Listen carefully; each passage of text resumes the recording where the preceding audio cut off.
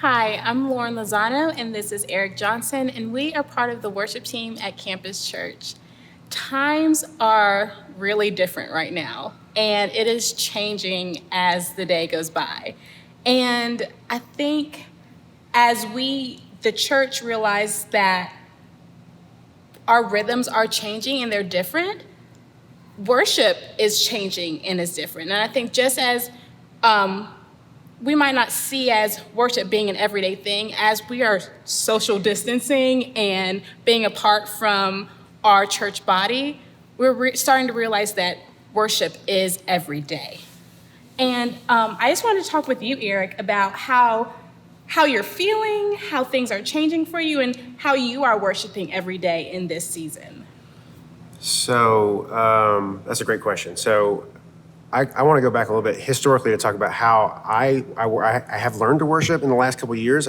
So one of the disciplines that I have formed in the last probably two or 3 years is just really, as a dad of a young family, there's not a lot of alone time in my life. I don't have a lot of quiet. And so I was trying to figure out, how can I carve out time to give God something sacrificial? Like, I want to give God sacrificially something, and I wanted that thing to be time. And so the only time that was going to be is when everybody else is asleep. So I started having sacrificial time from 5 a.m. to 6 a.m. in the morning. That was my time. I made myself get up and I started doing this. And I didn't realize it was an act of worship until halfway into it, realizing, this is this discipline that I'm using in order to get nearer to God, which is a worship. I'm trying to get past the idea that it has to be hands raised in church singing to be worship. That's not the case. There are hundreds of ways that you can worship God, I believe. So for me, that has been something I've been working on. And so all that to say, it has been wonderful. I've learned a ton of things. I developed a personal creed out of it, all these different things, really working to hold close the things that I learn in the quiet and write those things down. So it's been wonderful. So flash forward to now.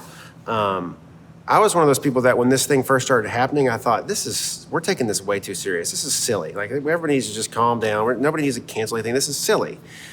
And then it started to get more and more serious, this, that, and the other. And then it was like 3 nights ago, I found myself on my phone in the living room for like 2.5 hours just reading things. And that night, I did not sleep well.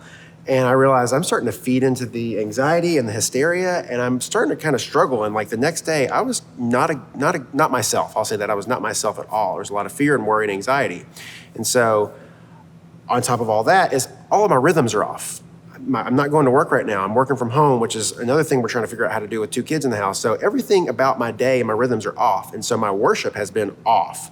And I can feel it in my spirit. I can feel the absence of that discipline, of that silence that I'm used to giving.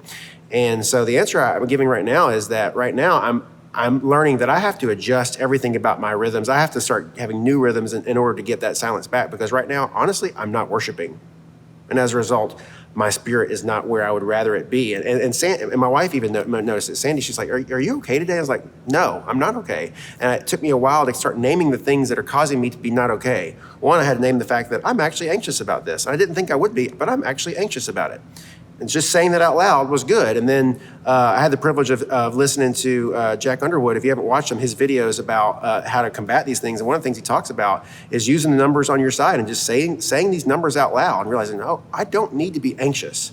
So that's one of the things I'm working on. But 2, Sandy and I are working on, what do our new rhythms look like? What does it look like for her to get work done, for me to get work done, and for me to continue to have this space for silence and worship? So it's a work in progress right now, but what I want to say is it doesn't happen by accident. I won't magically get these rhythms in place and have a worshipful spirit. That's not going to happen. I'm going to have to make goals and disciplines for this new way of life for as long as it's going to last. So it's a very long answer to your question, but it's a work in progress, and I really need to be as intentional as possible so that I can get myself back in that place, because that's how I reach my fullest potential, is having that discipline of worship in the morning for me personally. I love that. At campus, one of our strategies is to worship together. And that is very different and is going to look different for the time being.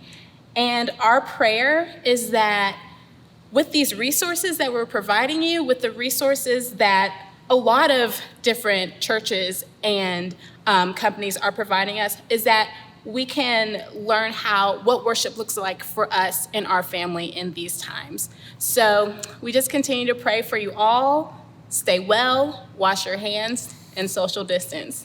We'll see you later.